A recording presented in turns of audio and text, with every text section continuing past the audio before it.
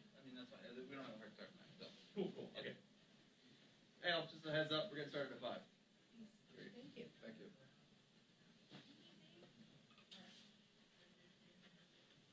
Hey, right, it's Gary coming back. Can you tell me what pool line the RAM 1, DC RAM 1 is out to? Could be room 10 too, Gary. What pool line DC RAM 1 is out to? Yes.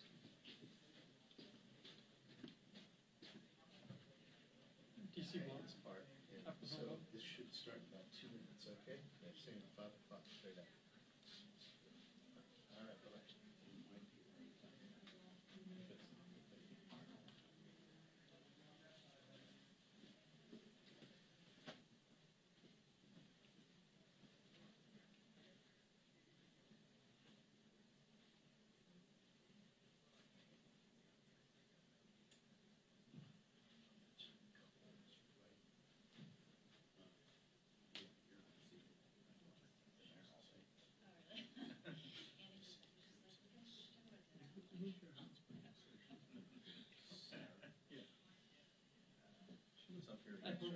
Actually, we're all good. We're all good. Thank you. Sorry. Bye.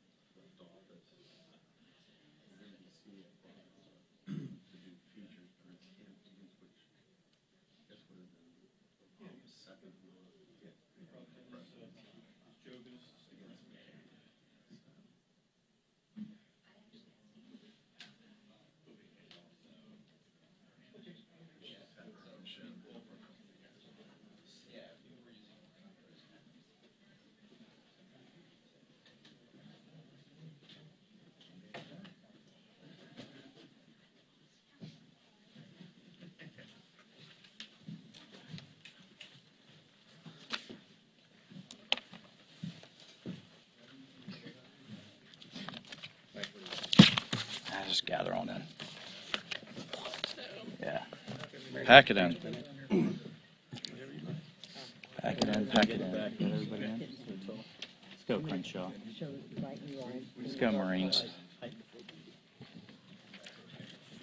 Listen, hey, thank everyone for joining us today.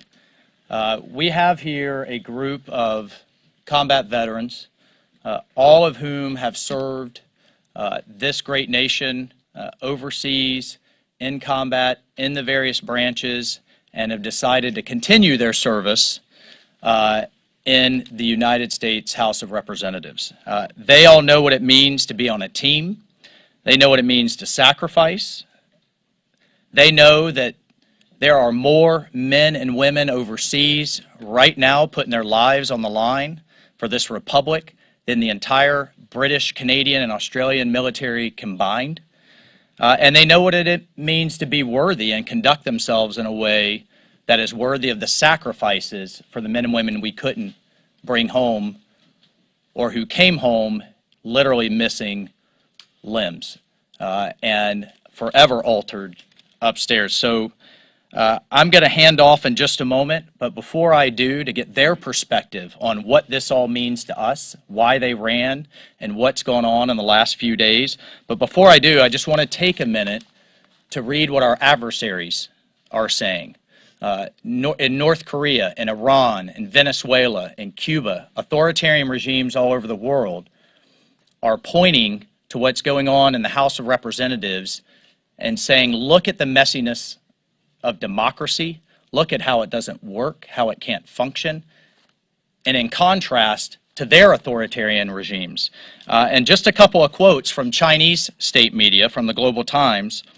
The events are chaotic, phenomena of spread and aggravation of the disease of the U.S. political system.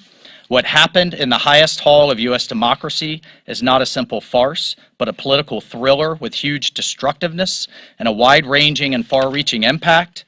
Faced with the political chaos in the U.S., there is a sharp question whether the political class of the country is able to govern, and whether the internal conflicts and contradictions of one of the major political parties contaminate the entire system.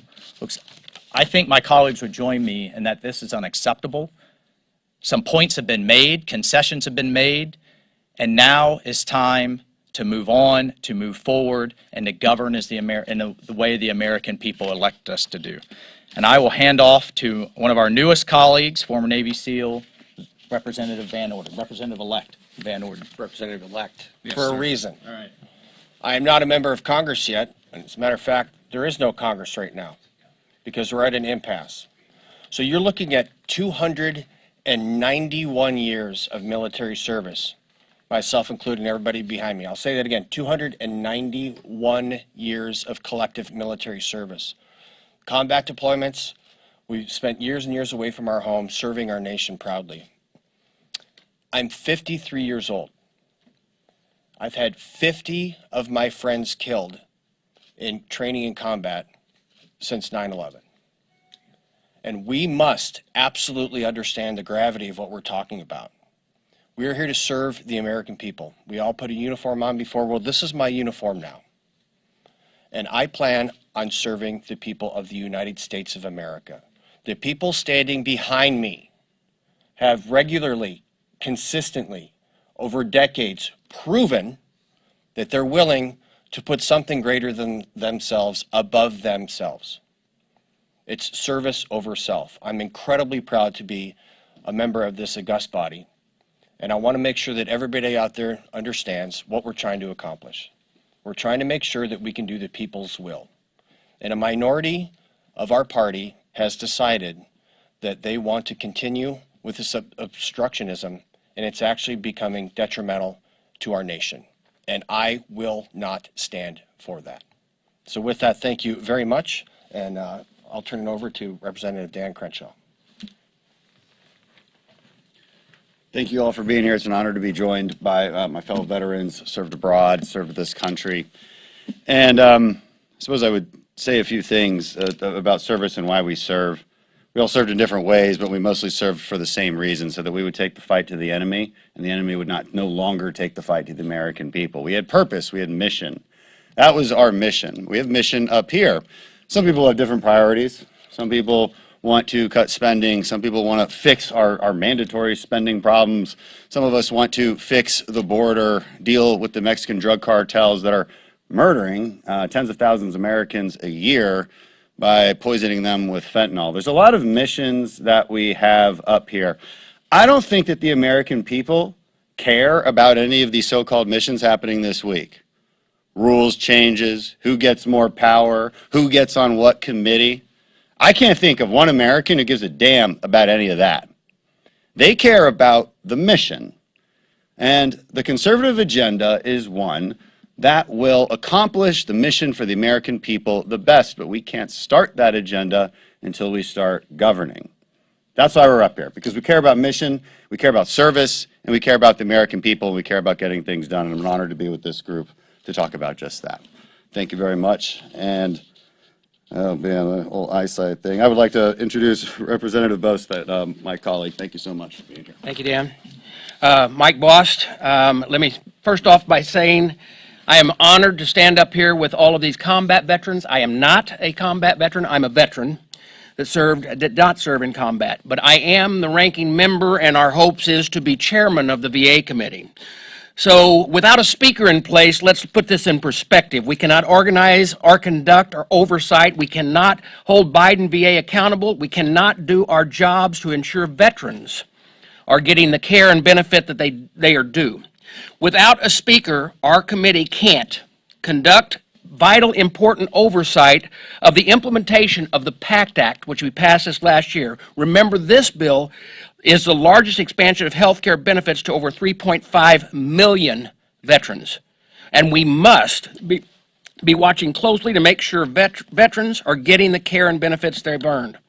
Holding a hearing on mental health impacts on the failed Afghan withdrawal. We can't do that through our Veterans Affairs committees to help the families that we need to help. Overseeing billions of dollars that's spent on the electronic health care records and holding Biden's feet to the fire on making sure that the rollout of that is doing everything it can for our veterans and not endangering their lives with actually rolling it out.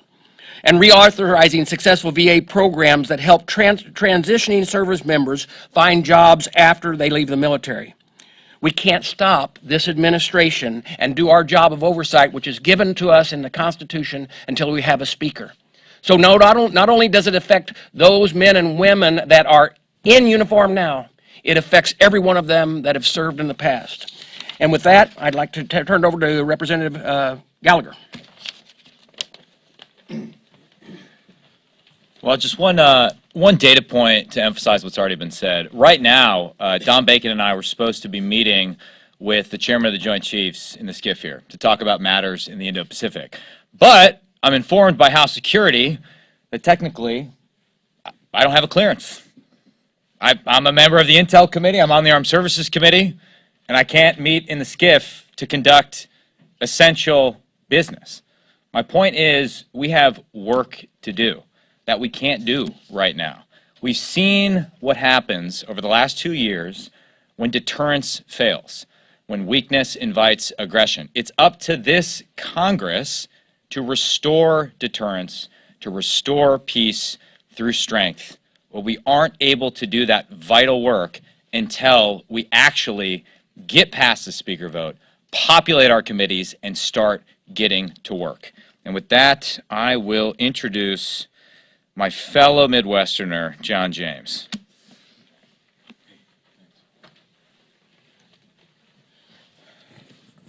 Good afternoon. John James, Michigan 10. It's an honor to be here, and it's an honor to be standing with my brothers and sisters in arms on our next mission. We each swore an oath to uphold the Constitution of the United States of America, and we're planning on doing that. And we are a part, just an example, of generations who've come before us who swore that oath as well. There are 80 veterans in this Congress, 62 GOP, and the rest are Democrats. Folks who, I hope, believe like I do, that we need to prioritize the needs and the security of all Americans. But right now we're hamstrung from doing that because we're bogged down in things that have taken our focus off the mission. Right now, every day we know that the number has been revised of the number of veterans who commit suicide. The highest proportion being Vietnam veterans whom we didn't welcome back properly and appropriately the very first time. We need to come together and recognize we need to put mission first and people always. And I'm excited to get started. We have a common vision to put service before self. And we can't do that if there are people in our own conference who are putting self before service. We're the land of the free and the home of the brave. But it occurs to me as I talk to my colleagues that there is a lot of governing on fear. I was taught by my commanders as I was leading folks in my Apache platoon into combat, into the bullets to protect American lives and our interests abroad in combat in Iraq, that never to mistake hesitance for fear. There are folks among the 20 who are not voting with the nominee from our party, Kevin McCarthy, because they're scared. The business of this nation cannot be conducted if we are scared, if we have fear. We have to bridge the gap of trust by recognizing we have to serve people. And I'm excited because, frankly, with the lowest number of veterans that we've had in multiple generations, getting back to having more veterans serve in Congress would bridge these gaps and move us forward without fear. Thank you. Introduce forgive me, and I'd like to introduce Representative-elect Franklin. Scott Franklin from Florida. Appreciate you all being here today. When I first explored running for Congress, one of the first things I did was to go online, start figuring out who the veterans were, because I knew that these were my brothers and sisters, that we had come from different backgrounds, but at the end of the day, we had all put on a uniform and figured out how to solve a mission. That's why we're here, and we want to get things done. That's why the American public has sent us here. I hear bannered around these halls all the time, people invoking founding fathers, talking about this is the people's house and we the people. If we think about that, if 10% of the overall number had been allowed to carry the day in the summer of 1776, we have never had a Declaration of Independence. There would be no people's house. We would have never gotten a constitution passed through the Constitutional Convention had 10% of the people been allowed to hold out and allow the other 90%, deny the other 90% the ability to get things done. The public has called on us to get a job done. I often think, my favorite of the memorials here in D.C. is the Vietnam Memorial. I happened to sneak out when I was at the Naval Academy on the day that was unveiled back in the early 80s, and it's just always had a special place for me. When I think of all the number of problems we have right now, one of those is fentanyl. We are losing more people every single year now to fentanyl crossing our Mexican border than we lost in the entirety of the Vietnam War. If you want to put that in perspective, go out again sometime and walk down that wall and look at those names. We have tens of thousands of Americans every single year now dying of fentanyl, and we have an administration that refuses to take on the problem. That's one of dozens we could talk about. We've got work to do. We're wasting time, and the public deserves better. Next up, General Kelly. All right. Thank you, guys. I'm Trent Kelly from Mississippi, and I've served for over 37 years in the military. And we're here to accomplish a mission, but we have to do that. And one of the things that frustrates me the most is I've served in combat and I've led troops in combat. But when you have troops that question decisions of leaders without good basis for doing so, you have to either articulate that basis or get out of the way. So think about this. We need U.S. grant here, unconditional surrender. You have 20 people demanding that 201 surrender to them unconditionally. Well, I will not surrender unconditionally. If you have conditions, give them to us. We'll consider them. Doesn't mean we'll do them, but you have to talk about them. But we've asked and we've asked, what is it you want? What do you need? But you have 20 people demanding the unconditional surrender of, including this group of warriors. We will not unconditionally surrender. Tell us what you want. We might surrender if you tell us the terms, but just so you know, we're in the strong position. There's 201 of us and 20 of them. And with that, I yield back, and I will be followed by Mr. Garcia. Thank you, General.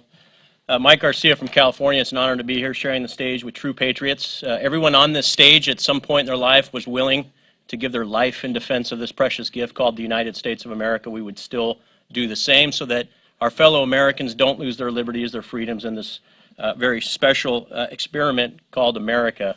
It's a continuation of what our founding fathers did when they came out of Constitution Hall. They weren't all ecstatic. They all made compromises. They all gave in to certain concessions that maybe they didn't feel good about. But with that, we were given the Constitution of the United States and the liberties that we now enjoy therein.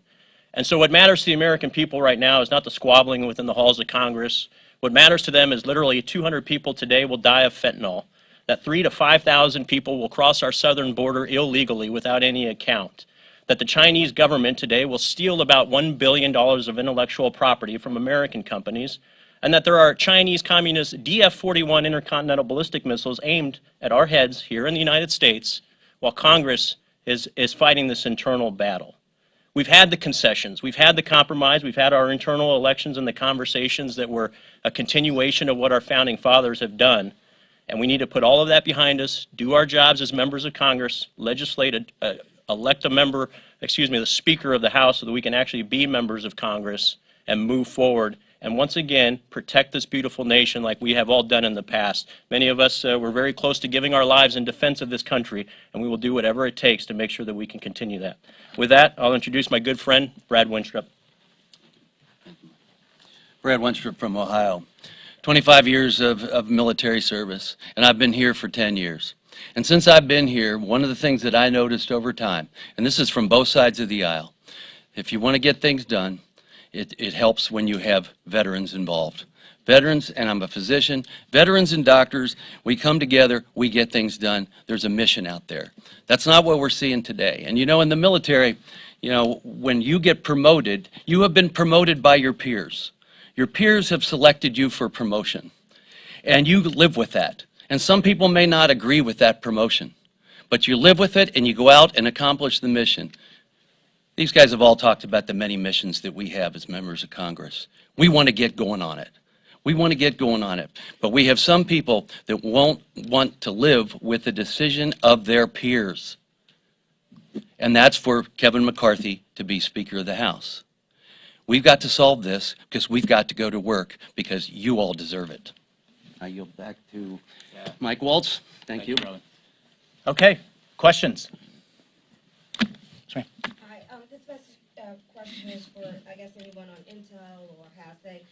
Are there any other security things that you don't have access to right now because of what's going on? Where did Gallagher go? Yeah. We don't have access to anything. Normally there would be. Facility where we work every day, we can't go in there right now. And yeah, come on. Yeah, the secure facility that we work in every day when we're here, we can't go in there right now because we're not. So as threats are around the world, we would get daily briefs if we want them. We're in there all the time.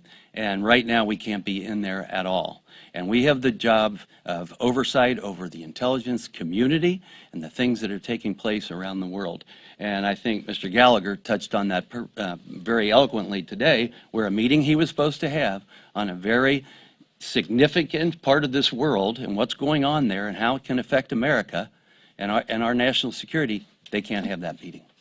Yeah, and I'll just, I mean, in addition, Representative Gallagher, with the vote of the Congress, was supposed to be, or has been chosen to be, the chair of the China Select Committee that we're not getting underway. I'm supposed to be sitting down and talking about the recruiting crisis. Apparently, the National Guard has been informed by the Department of Army that the vaccine mandate that we put into law only applies to active duty, but not the National Guard. The repeal of the vaccine mandate doesn't apply to the National Guard. So there are all kinds of issues that only we can work out and work through on these national security committees, and we're not doing it. Yes, given the stakes that you presented here, are all of you just Kevin McCarthy and nobody else, or is it? Are there going to be conversations in the very near future, like tonight or maybe tomorrow, that it's time to start thinking about maybe Mr. McCarthy might have to step aside and start thinking about somebody else? No, I think the frustration has been these conversations have been going on for months and months, and I'll just speak for myself, and anybody else feel free to step up. But McCarthy has given concession after concession, many of them very good. I think many of them we agree with. This body does need to change, and certainly after the last several years under Nancy Pelosi. So I actually thought it was moving in a right direction, but this group has now managed to kind of snatch defeat from the jaws of victory. And the victory was this Republican majority. I'm going to vote for Kevin McCarthy as long as he's on the ballot. That is what that's what we committed to do, and I certainly share my colleague's sentiment, Representative Kelly's sentiment, that there is negotiations and then there's holding the rest of us hostage. And 20 don't get to do that to 201. I don't know if anyone else. I can. Please. I'm just going to speak up. I'm not a combat veteran. I'm a 24-year veteran. My husband, 30 years, and I'm a doctor. We don't question the hearts of our colleagues who are voting no. We know, like the majority of Americans, that they feel the country is on the wrong track and that Republicans were put in charge and in a majority to get the country on the right track. What we're asking is that they listen to their heart, but also start listening to their intellect and to their brain. And I would implore people in our districts to give us the concession that because we are here and we're voting for Kevin McCarthy, there are reasons that we do so, that we think he's the best person to be the speaker at this time. And for them to trust in us that we know that. And to start contacting all of the veterans in Congress, both the incoming who have never been sworn in and those of us waiting to be sworn in, waiting to be chairs of committees, to implore those members voting no to vote yes, to allow us to set up committees, to allow us to set up investigations, to allow us to pass a bill that would defund 87,000 IRS agents who are going after small businesses and average Americans, to allow us to put forward an energy independent agenda, to allow us to secure our border. I would implore them to ask them to use their intellect, because this game is ending, and it is ending soon. Thank you. Sir. Hey, this is Derrick Van Orden from NBC News. You guys have talked about, you're having this press conference, but what are you doing from a member-to-member basis? What conversations are you having to try to convince these 20 to go with McCarthy? Well, look, I mean, I asked a member, one of the no votes this morning, what is it? We went through everything that's been conceded in terms of the rule changes. And I don't even like to call it a concession. I really think the vast majority of them are moving in a positive direction. But what is that thing?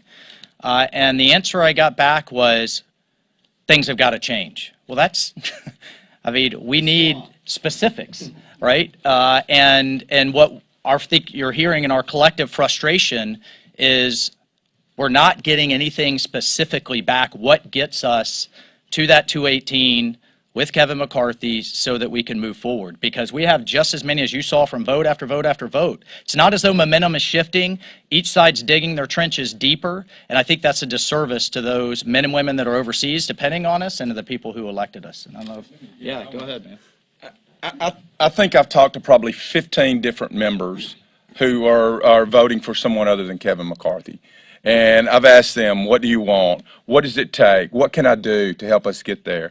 And I've not gotten an articulate answer of exactly what's needed. Now, I'm not mad at any of those people, and I think they all have justifiable reasons why they are where they are.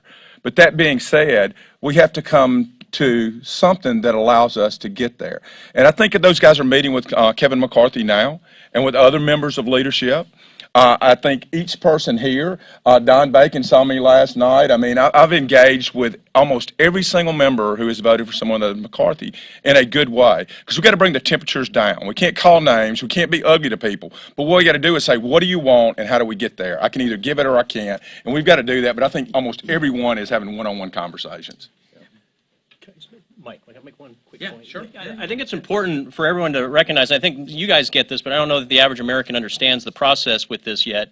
This didn't just start yesterday, right? This is on the back of 2 months of meetings, and I think we've had something like 16 meetings as either a larger group as a conference or with these folks and leadership or other members within our conference.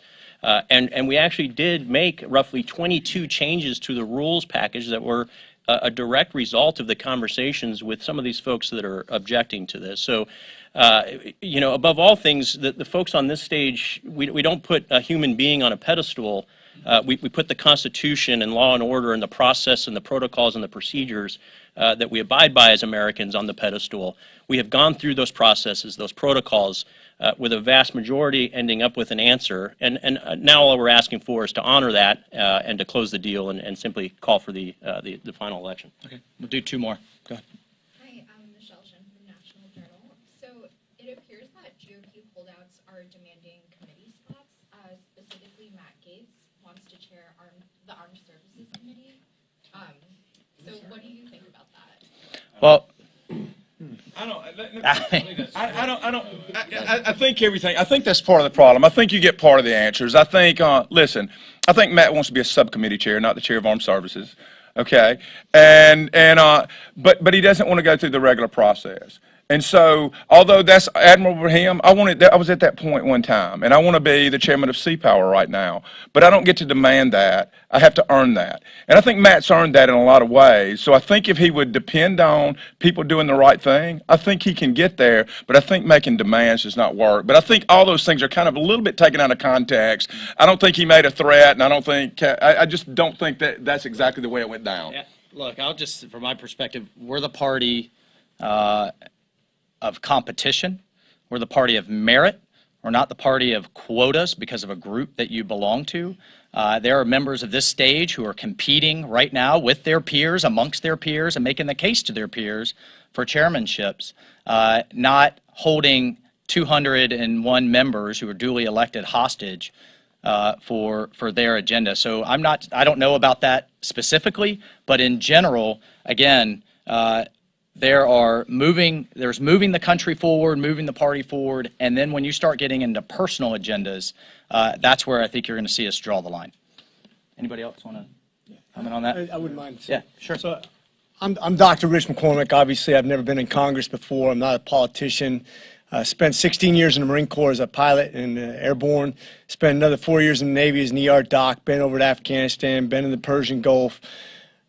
One of the things, this is not the military, obviously. This is Congress. We are one body of many parts. You have some really, I consider myself a very conservative person. We have some moderates. It's okay we reflect the 750,000 people that each one of us have as a district. And we all have differences of opinion. The problem is that some people think that their way is the only way.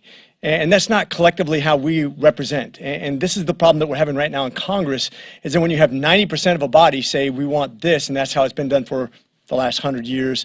How do we move forward when we're trying to actually find representation of the people? It's okay to have differences, and we shouldn't say that one person has a cornerstone on what defines a conservative, because I think most of us all feel like we're conservative people, and that respecting each other and what we have chosen as a body, as a caucus, is really important, but we're not doing that right now. And I think one of the leadership importances about McCarthy is that he actually allows people to be ultra-conservative, or be more moderate based on their representation, and having that as leadership is what's going to bring us to keep the majority. Yeah. I wanted to be clear with everybody. Absolutely, we will compromise. We will compromise, but we will not capitulate. And there's a very serious difference. There's 222 Republicans in our conference now.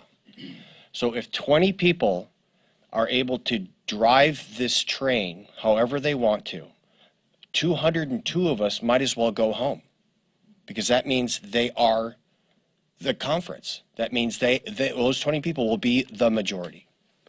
Well, that is capitulation, and we will not do that. Compromise, yes. We run through a whole bunch of stuff with these guys and gals that see things a little bit different, but 20 people are not going to be the majority of this House. 222 Republicans will, including them when they come back home. Last question. Samantha. So it seems like the Republican agenda has already been set. You already have bills that you want to move forward, aside from the delay from Speaker. I mean, I know you're saying that you only want Kevin McCarthy right now, or obviously he's your choice, but aside from the delay, how much do you think that having Kevin McCarthy is going to impact your constituency? How much do you think the American people actually care that it is only Kevin McCarthy and not someone like Steve? I think the American, to your point, I don't think it's about Kevin McCarthy or Steve Scalise or Jim Jordan or anybody else up on this stage. It's about the agenda. That's what we all campaigned on. It's not only our agenda, it's stopping an agenda that we believe is destructive for this country, whether it's going from the Abraham Accords to total chaos and the worst withdrawal since Saigon in Afghanistan, open border, fentanyl deaths, inflation out of control, crime out of control. It's about the agenda. That's the frustration that you're hearing. And we believe that Kevin McCarthy laid out that agenda, helped many members, including some that are voting no to him, directly helped them get elected, and can govern a conference with a lot of different viewpoints. And I'll hand it off. Yeah. Corey Mills from Florida, 7th District. You hear all these numbers that are being tossed out, 291 years of service, 246 years as a nation, 20 people who are holding this up, 201 who are voting this way. There's only one number I'm thinking about right now. We have 13 Gold Star families who, because of the failed Afghan withdrawal, still don't have the closure they deserve. The American people, this is not political. They care about those 13 Gold Star members. They care about those who are sacrificing their lives for this nation. And if anything, we should be getting ready to hold oversight and bring those in who are responsible for this, responsible for the thousands who are left behind, responsible for all the Americans who have died from the fentanyl overdoses. This is something that should be important to all 334 million Americans. It's not Democrat or Republican. This is not about one speaker or the other. This is about getting answers, getting oversight, and holding those accountable who are responsible for the deaths of real Americans who have fought and served this country. And with that, I yield back. Thank you. Thank you, everyone. Thank you.